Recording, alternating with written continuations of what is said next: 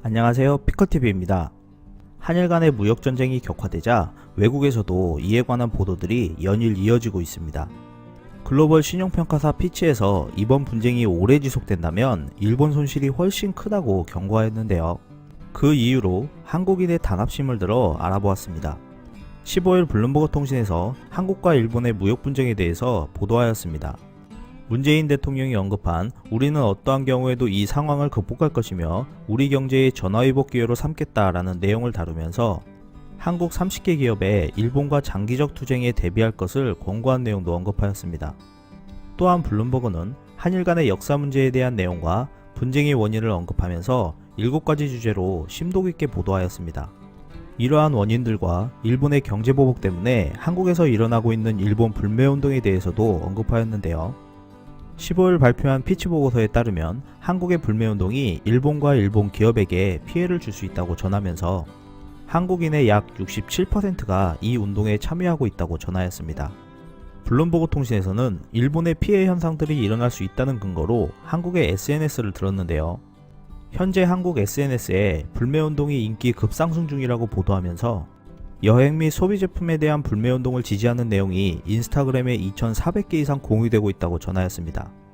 또한 한국의 엄마들과 23,000개 이상의 점포를 대표하는 한국 슈퍼마켓 연합에서 일본 제품 구매와 판매를 중단할 것이라고 밝힌 내용도 보도하였습니다.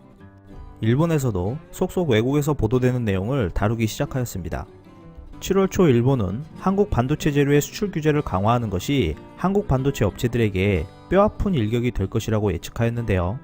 하지만 일주일이 지난 지금 일본의 예상과는 반대로 삼성전자와 SK 하이닉스의 주가가 상승하고 있다면서 승리는 한국이 하고 있는 것 같다라고 전하였습니다.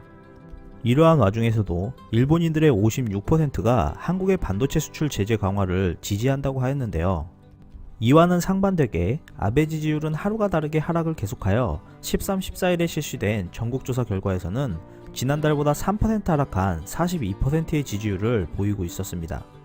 일부 분석가들은 이러한 이유로 지난달 일본에서 발생한 연금 문제가 현재의 한국 수출 정책 제한보다 더 큰 영향을 끼친 것 같다고 전하였습니다. 15일 뉴욕타임즈에서는 일본이 수출 규제를 안보 때문에 취한 조치인 것처럼 하면서 세계 무역 질서를 무너뜨리고 있다라는 다니엘 슈나이더 교수의 말을 전하였는데요. 스탠포드 대학에서 한일 관계를 연구하고 있는 다니엘 슈나이더 교수는 만약 한국이 더 이상 물러서지 않는다면 어떻게 할 것이냐 라고도 덧붙였습니다. 일본의 수출 제재로 어려움을 겪고 있는 상황에서 힘을 낼 수 있는 좋은 호재가 많이 나오길 기대하겠습니다. 끝까지 시청해주셔서 감사합니다. 유익하셨다면 구독, 좋아요, 공유하기도 꼭 부탁드립니다.